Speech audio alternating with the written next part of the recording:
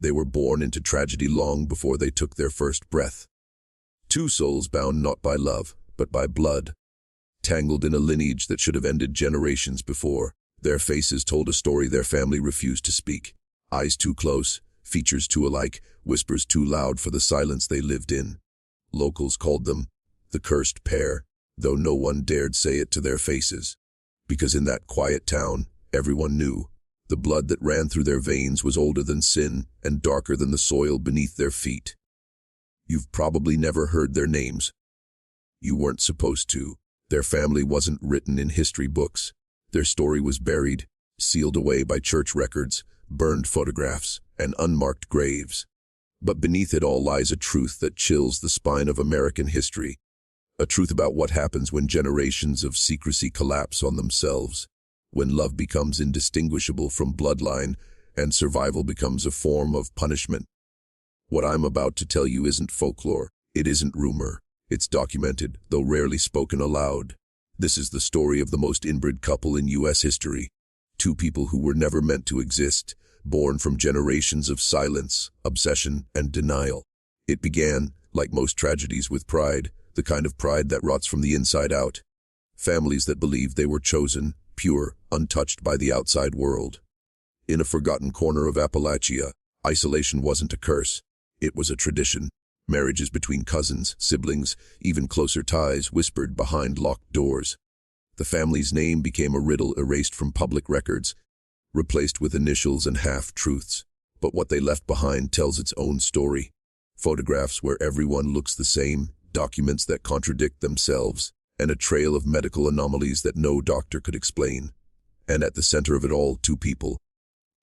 A man and a woman who believed they were in love, though their love was the final echo of a bloodline collapsing in on itself.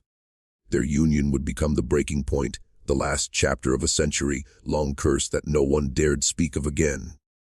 This isn't just about them. It's about what happens when a family decides to play God and loses everything human in the process.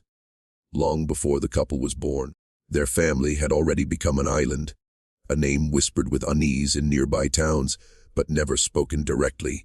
They lived in a hollow deep in the Appalachian mountains, where the roads ended and the map turned blank. Outsiders didn't go there. Those who did never went twice.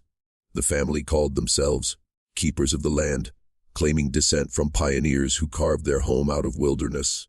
But isolation became their only inheritance. Generations passed, and the family tree stopped branching outward. Instead, it began curling in on itself, roots strangling roots. It started innocently enough. Cousins marrying cousins. Familiar faces felt safer than strangers. But over time, familiarity turned into confinement. There were fewer new faces, fewer choices, and eventually, no escape at all. The children born from those unions carried the weight of every decision their ancestors refused to face. Some were born frail, some deformed, some simply different. The town doctor stopped visiting. The preacher stopped coming up the hill. And soon, the family stopped inviting anyone in. They built their own world, one where truth was rewritten, and the meaning of family became distorted beyond recognition. The men worked the same soil their grandfathers had, the women birthed children who looked too much like their uncles, and the older generation kept the records hidden in a locked chest. To them, it wasn't wrong, it was survival. A closed circle of blood that they believed protected them from corruption, disease, outsiders. They didn't realize the disease was already inside. By the early 1900s, their name was gone from public census records. Local officials described them only as the Mountain Family. Their cabin walls were lined with fading portraits, each face more similar than the last. Same pale eyes, same flattened noses, same haunting expression, as if each generation carried the same ghost inside. And then came the last pair, the final link in a chain of silence. They were born to siblings, raised to believe they were cousins, and promised to each other before they were old enough to understand what love was. Their families saw it as destiny. The rest of the world would one day see it as horror. The year was 1941, and the birth of this couple would mark the end of the line, a bloodline too pure for its own survival. Their names were Ruth and Eerie, born less than a year apart, in the same one-room shack that had housed their family for generations. The midwife, an old woman from a neighboring town, stopped coming after Ruth's birth. She'd whispered that something about the baby wasn't right, that the child's features were too familiar. Her eyes a strange pale gray that didn't catch the light. But in the hollow, no one spoke of such things. Ruth grew up quiet, obedient, and withdrawn. She'd sit for hours on the porch, tracing patterns in the dirt with a stick, humming songs no one else knew. Eli was different, restless, defiant, with a strength that made him both feared and admired among the few other children who lived nearby. He didn't speak much, but when he did, it was usually to defend Ruth. They were inseparable, two halves of the same story. The elders said it was natural. They'd been raised together since birth, after all. But to the few outsiders who crossed their path, there was something unsettling about how they looked at each other. When they turned 13, the family's matriarch, their grandmother, known only as Ma Lu, began preparing them for what she called the keeping. It was the ritual that had bound generations before them, a twisted version of marriage disguised as tradition. Ma Lu told them it was their duty to preserve the family's bloodline. She said the world beyond the mountain was full of sin and weakness, that only their kind were untainted. The truth, of course, was much darker. By then, years of genetic collapse had taken their toll. Some children were born unable to walk, others without speech, and some, like Eerie, with strange fits of rage that no one could explain. The family called it the fever, but it wasn't illness. It was the echo of centuries of inbreeding, surfacing in body and mind. As Ruth and Eerie grew, so did the whispers. Neighbors in the valley spoke of screams in the night, of figures wandering the woods barefoot, of animals found mutilated near the creek. Whether those stories were true or born from fear, no one knows. But something in that hollow had changed. The air grew heavier, the silence deeper, and Ruth began dreaming of a world beyond the ridge, a world where faces didn't all look the same. But in that family, dreams were dangerous, and Ruth's dreams would soon become the reason everything came undone. The summer Ruth turned 16, the hollow fell silent. No music, no laughter, no sign of the few families that still lingered nearby. The cornfields lay unharvested, the air thick with heat and dread. That was the year Ma Lu declared the bloodline must be sealed. The ceremony would take place at dusk, with the family gathered beneath the sycamore tree, the same place where every generation had been joined before. Ruth didn't understand what was coming until the night before. She overheard Ma Lu whispering to her father, her mother, both of them pale, trembling, resigned. "It's God's will," the old woman said. They were chosen. But Ruth wasn't chosen. She was cornered. When Eerie came to her that night, his eyes were wild and glistening in the candlelight. He didn't speak. He just placed his hand on hers and said, "They won't let us go." The next evening, the family gathered. The men in their tattered shirts, the women with ribbons tied in their hair, as if this were some kind of celebration. Ruth stood in a white dress that had belonged to her mother. Eerie beside her, solemn, silent. The preacher, a cousin by blood, mumbled the same verses he had used for decades. But his words felt hollow, like an echo bouncing off the mountains. When the vows were spoken, Ruth could feel the earth tilt. It wasn't love she felt. It was a kind of quiet terror, a knowing that what she was becoming part of could never be undone. The moment the ceremony ended, the family cheered. Ma Lu wept, muttering about purity, about destiny, about keeping the blood unbroken. But in Ruth's chest, something had already shattered. The days that followed were worse than she imagined. The house grew suffocating. The walls whispered with the weight of generations watching. Eerie changed. His temper flared more often, his eyes distant, his mind unraveling in ways she couldn't understand. Sometimes he'd speak in fragments, about voices in the woods, about children crying who weren't there. Other times he'd vanish for hours, returning with blood on his hands, unable to explain why.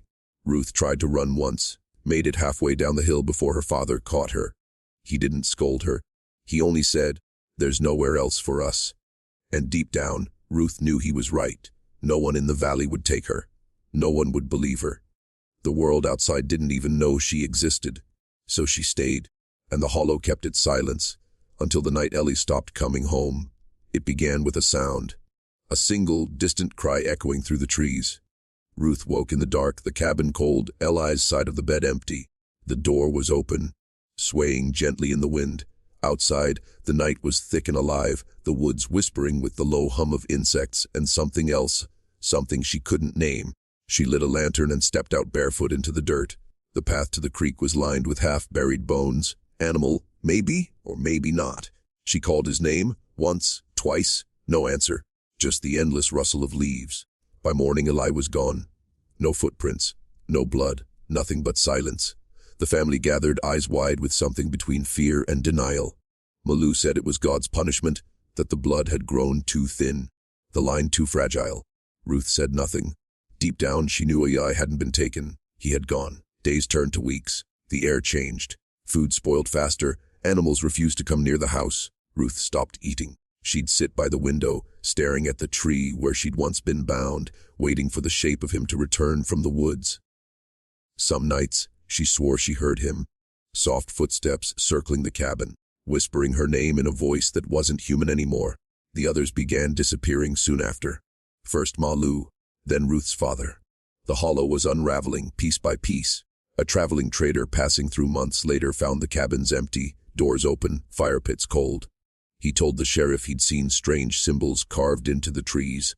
Circles within circles, like the family was marking its own extinction. Years later, hikers stumbled upon the ruins. They found remnants, broken dishes, rusted tools, fragments of a photograph showing two figures, blurred and too close together to tell apart.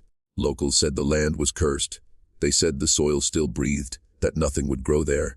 And somewhere in that forgotten valley, a single cabin still stands.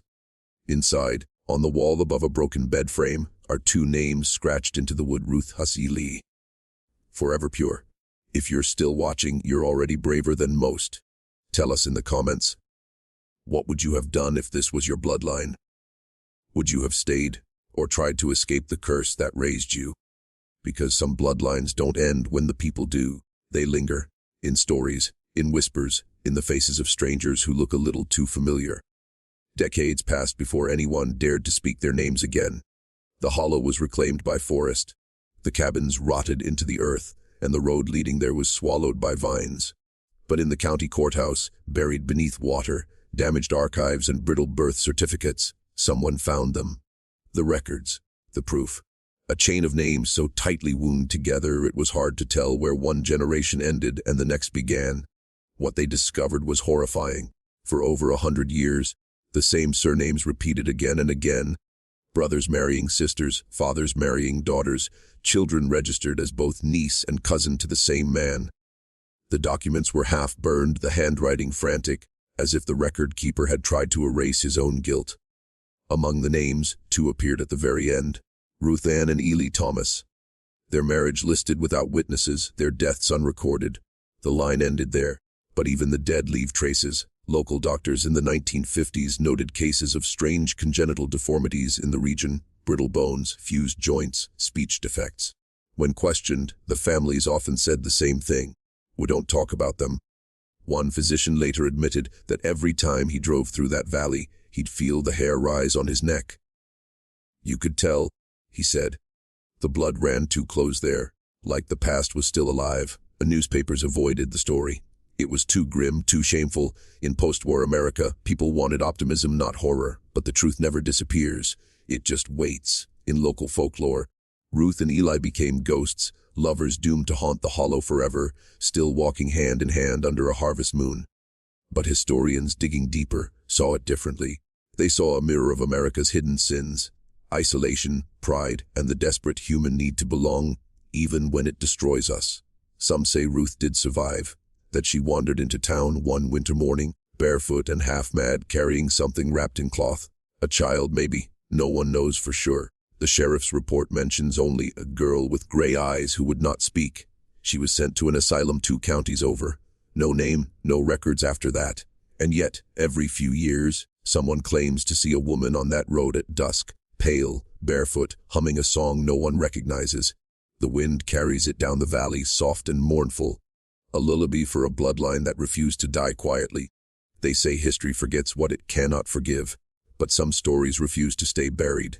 The tale of Ruth and Eli, what they were born from, what they became, still lingers like a stain that won't wash out. Every generation leaves behind its ghosts, but this one left its DNA. When genealogists began tracing Appalachian family lines in the late 20th century, they found threads that led nowhere, and others that led directly back to the hollow. Hidden descendants, changed names, families that had moved hundreds of miles away but still bore the same mutations, the same gray eyes. No one wanted to admit it, but the past was still walking among them. The bloodline hadn't vanished. It had only scattered. In some versions of the story, Ruth's child survived. They say a traveling minister took the baby and raised it in another state, changing its name to bury the shame. Others insist Ruth herself lived in the asylum until the 1960s, sitting by her window every night, whispering to someone who wasn't there. When she died, nurses claimed her final words were, "He's waiting under the tree." Even now, hikers speak of strange sounds in the valley. Voices carried on the wind, the faint melody of a woman humming. Locals avoid the place. They call it the Pure Hollow, though no one remembers why. Hunters swear that animals refuse to cross its borders, and that the soil, when disturbed, still smells faintly of iron. But the real horror isn't in the ghosts, it's in the truth. Because the story of Ruth and Eerie isn't just a nightmare tucked away in one forgotten corner of America. It's a reflection of what happens when pride outweighs morality, when blood becomes an idol, when family turns inward until there's nowhere left to go. Some families leave behind wealth, others leave behind legends. This one left a warning that purity is a lie, that isolation is death, distant hill, and that love, twisted by fear, can become something unrecognizable. So the next time you see two old gravestones side by side beneath an unmarked sycamore, remember them. Ruth and Eerie, the most inbred couple in U.S. history, born into tragedy, consumed by silence, and remembered only by the whispers of the trees that watched them die. And if you ever find yourself walking that lonely path through the mountains, listen closely. If you hear humming in the dark, don't follow it. Some bloodlines are better left forgotten.